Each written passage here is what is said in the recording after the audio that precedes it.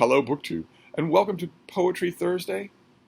This is a little BookTube ritual. Not many channels do it, where we pull down a volume of poetry and read you a poem every Thursday. And some channels, most channels, mercifully leave it at that. This channel, of course, you're going to get all sorts of hot air along with the reading. So I often talk about the poem, especially now that our Poetry Thursdays seem to have fallen, and as things do on this channel, into a kind of meta melodrama. And I don't know whether or not you all love that, or you all don't and know that there's no use in disagreeing, or whether or not some of you have pointed out that that seems to be my penchant, whether it's the Suicide Bunny or Blob Watch or anything else. When I do something, especially when I do it repeatedly as a regular feature, it tends to devolve into breathless melodrama.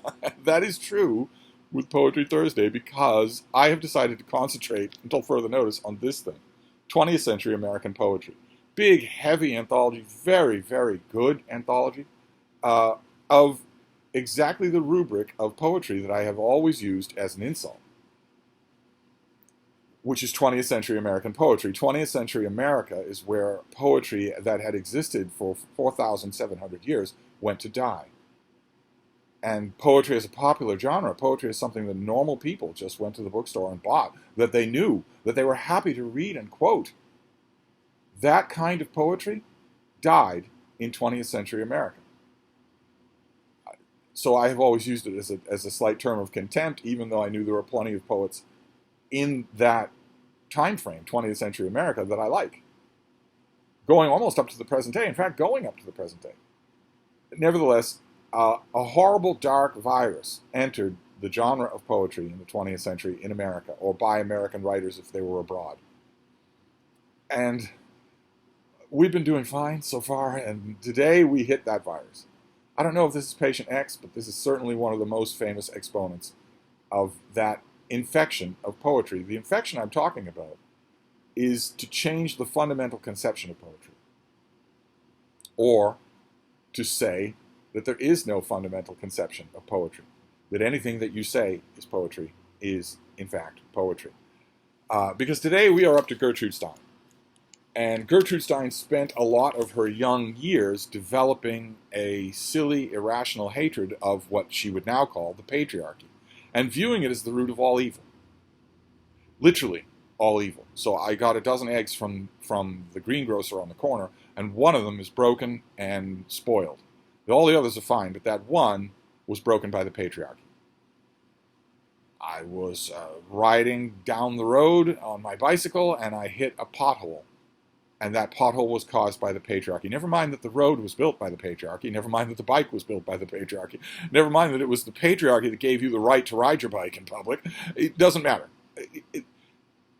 That attitude, once you get it, as you know, if you spend any time on Twitter, once you get that attitude, it's very hard to let it go. It's just so easy. And Gertrude Stein started to say, and then to act on what she was saying in her writing, that the traditional ideas of poetry were products of the patriarchy. And that, by extension, this is the only rule, this is the only cudgel that these people have, that by extension, if I write something that isn't poetry, and you say that it isn't poetry, you are either an active exponent of the patriarchy or you are a tool of the patriarchy. In other words, just like with modern art and a million things today, if you decide to gaslight someone and they call you on it, you have a handy way to vilify them. Not to counter the argument, not to legitimate your own opinion, but to vilify the person who's disagreeing with you on personal grounds, to smear them, in other words. And that's what Gertrude Stein started to do. She looked at what had been poetry for 4,700 years. Poetry had a definition, it had a form. There were a whole long list of things that it wasn't. And she said, to hell with that. And started writing blocks of paragraphs of prose and calling them poems. Now, I know where I stand in 2023. I know that I'm in the minority here. But prose is not poetry. And it is not regressive to say so. Words have definitions. Surely, at some point, somewhere down the line, some blue-haired activist with tattoos right up to here is going to say, words change, my dude. Words have definitions. Things have definitions. Things cannot be things that those things are not. Things cannot be the opposite of things. Word definitions may change, but the principles of logic don't change. A block of prose is not a poem any more than a poem is a block of prose. A block of prose is not a fresh coat of paint on a barn. A block of prose is not an hour of sounds made by a pod of humpback whales. No use saying this. American poetry in the 20th century, in the middle 20th century said, no, if I say it's a poem, I don't care if you're looking at it and you say it's a toaster. If I say it's a poem, it's a poem. And if you say it's not, well, you're a fuddy-duddy old granddad, you know. Can't always be Henry Wadsworth Longfellow, man. That is weird. That is a weird gaslighting, counter-reality stance to take. But it has taken root. Railing against it now would be all but useless. The only thing I can point out when I rail against this stupid blurring of category lines, I can point out two things. One is that, okay, for non-cancellation's sake, I will point out one thing, which is that if you declare that anything you do is poetry, you remove the effort, you remove the element of excellence. Whether you realize it or not, you are pandering, including pandering to yourself.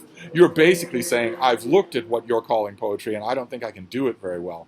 So I'm going to call what I already do poetry. And if you don't like that, you're a sexist, or a bigot, or an Islamophobe, or a transphobe, or a homophobe, or whatever. The tactic in the 20th century became attack and slander your critics. Don't address their points. Even if their points are self-evident, especially if their points are self-evident. Don't address their points. Instead, slander them. So I take a canvas, 10 feet by 12 feet, I take it to my studio, I take a bucket of paint and literally throw it over my shoulder. I'm not even looking at the canvas. I hear it hit the canvas. I put a coat of varnish over that, sell it for $1 million to the Met. It hangs in the Met. And if you walk up to that canvas and say, looks like somebody just randomly dumped a can of paint on this, the tactic is not to explain why you're wrong, because of course you're not wrong. The tactic instead is to slander you. A bit of a lowbrow. Oh, yeah. First time in an art museum? Yeah. To shame the critic who is pointing out that the emperor has no clothes. So, that having been said, let's move on to Gertrude Stein. We are at Gertrude Stein. I want to show you the things that are listed in the book under Gertrude Stein for her poems. There are no poems on this page. Those are blocks of prose. But we'll read one of them because we don't want to skip anybody for this anthology. But the only reason that I sound a little head up, I'm not a fan of Gertrude Stein, and poetry is not the only thing that she did this one. This was her whole shtick. She had one thing, and I believe that thing was not any kind of literary ability. She had one shtick, and that was to say the prototypical version of what has become absolutely weaponized in the 21st century, which is, I'm going to describe what reality actually is. And if you don't agree with my descriptions, I'm going to slander you personally. I'm not going to defend my descriptions. They can't be defended. Instead, I'm going to write a book called The Autobiography of Alice B. Toklas. That is not Alice B. Toklas' autobiography, because she didn't write it. I'm going to write a book called that, and I'm just staring you dead-eyed in the face to call me out on it. I am making you say something that you know is not true. I am waiting for you to say something about it. Same thing with this. That page contains no poetry. I do not have to read the blocks of prose to know that. But let's read the blocks of prose. Let's read one of them anyway. This is called A Mounted Umbrella. There is no reason whatsoever why it is called a mounted umbrella. It could be called a ham and cheese sandwich.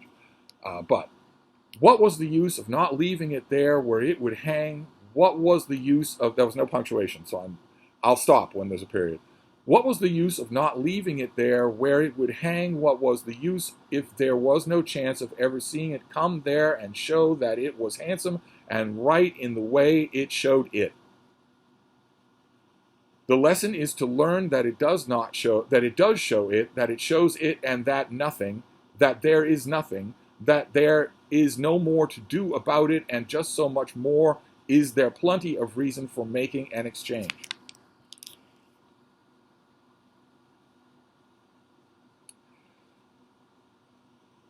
Let's do another one. The other ones are all shorter. Let's do another one.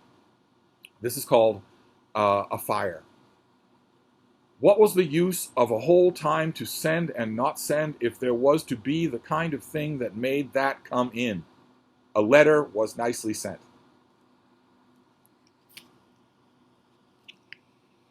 I don't have anything more for you than that. This is exactly what I'm talking about, what I have talked about when I have sneeringly used 20th century poetry as a blanket insult. I clearly shouldn't have done that. We've seen that already in this anthology. There's plenty of 20th century poetry that isn't the sneering insult that I made that blanket term into. This is definitely what I'm thinking of when I use that blanket insult. This is not poetry. Not only is it not in verse, which poetry has to be, because things have definitions. Because a basketball game is not a poem. Isn't it though, man?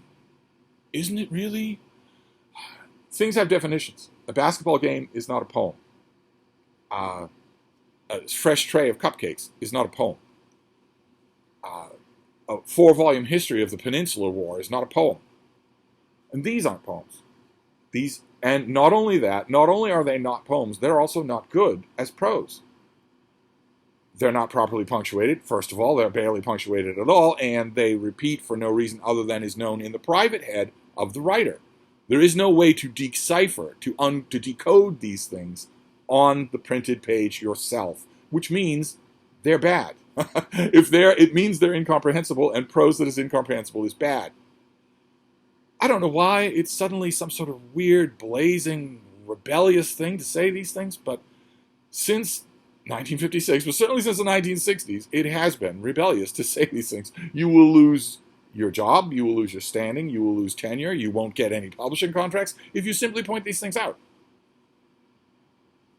In addition to which, this also introduces the thing that I've often talked about when it comes to contemporary poetry, which is the hallmark elevation of incomprehensibility as art. That if you can't understand it, that means it's art. Little plastic nightlight. Sammy, rent late. Thank you. And everyone in black turtlenecks with their cell phones out will applaud. They don't understand what was just said. You need to know the author's life intimately to even understand the words. And keep in mind, understanding the references to rent late or that little plastic lamp. I saw it once when I was at her house. Even understanding the references doesn't make it art, doesn't make it good. Just because you suddenly understand those things, because you're in the in crowd, doesn't mean that the so-called poet has transformed any of that into poetry. Same thing here. That is a rough, fragmentary paragraph about a mounted umbrella. It makes no sense whatsoever. It cannot be comprehended. It isn't supposed to be comprehended. It's a flash memory of something that Gertrude Stein saw a couple of years before. She hasn't bothered to work it into anything comprehensible. She's just put it here as it is. Not because she thinks that it has any inherent art of its own, but because she is staring dead-eyed into your eyes, daring you to say it's junk, that this is junk.